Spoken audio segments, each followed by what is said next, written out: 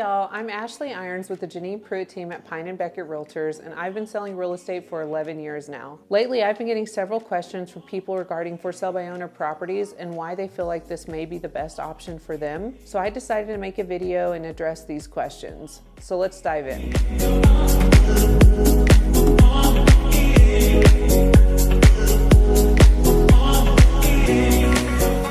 Number one, I think, is avoiding litigation. A seller can be sued up to 7 years after selling a property for all types of reasons. For example, not disclosing specific details or facts, concealing defects, and several other accusations of negligence. Having an experienced realtor can help absorb all the risks. Number two, time is money. It will take longer to sell for sale by owner than if we hire a realtor who can put the property in the MLS. Statistically, for sale by owners sell for 26% less than when you use an agent.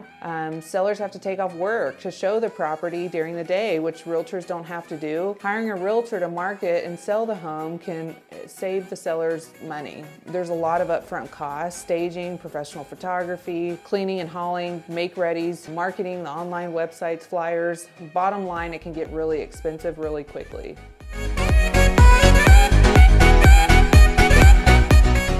So short answer, they think they're gonna save money on the closing costs. Long answer, in Texas, a seller has several unavoidable closing costs: title fees and real estate commissions. Typically, the seller is gonna pay 6% real estate commission to two agents, the buyer's agent and the seller's agent. All real estate fees are negotiable.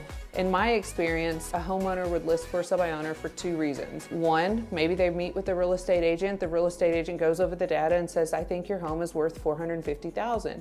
The homeowner's like, "I think my home is worth $550,000. We'll say, "Hey, we'll try it for sale by owner, put a sign in the yard and see if you get it." Or two, they don't have much equity in the home. Maybe they just bought it and they're getting relocated and they're selling and they can't afford to pay any real estate agent. So at that time, we'd recommend, hey, put a for sale by owner sign in the yard and see if you can procure a buyer that way. Again, that doesn't save the buyer any money. The seller may be the only one that benefits from a for sale by owner transaction.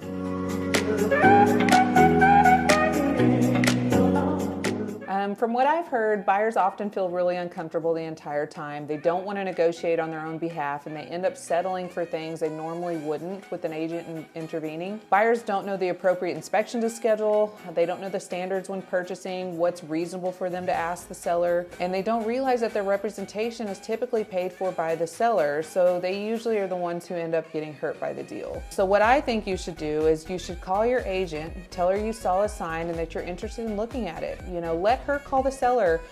We negotiate for a living. Let her handle it, and if you love the home, she's gonna help you purchase it.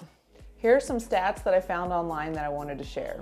For sale by owners accounted for 7% of all the homes sold in 2020, according to NAR. On average, sellers leave about $60,000 on the table when choosing to sell unassisted. And lastly, 91% of homes that actually sold were listed in the MLS with a licensed realtor. Thanks for watching. If you enjoyed this video or have any questions, send us a message. We'd be happy to help.